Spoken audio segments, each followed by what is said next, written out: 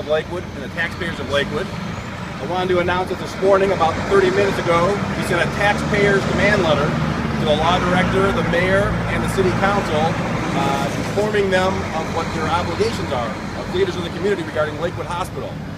There's a certain definitive agreement and lease that extends to the year 2026, and they are intending to prematurely end it to the detriment of the patients and all residents of Lakewood.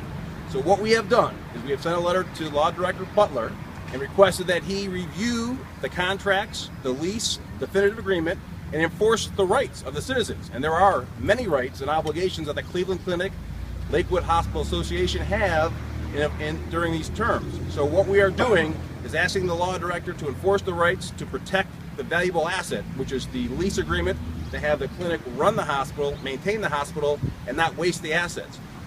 This is unfortunately come to this level because the city leaders, the mayor and council, have entered into a letter of intent and have not, I don't believe, fully understood their rights and the remedies they have for the clinic to run the hospital, and actually at their expense if there's any deficit.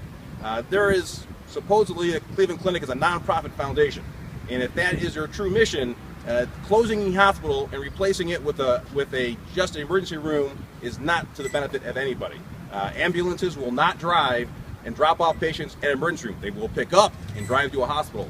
But losing the hospital from the community is not a benefit. And so we're asking the mayor and the council and the law director to review the obligations, review their rights, and enforce it so that this valuable asset and third-party review of this lease agreement and definitive agreement have said it's worth hundreds of millions of dollars.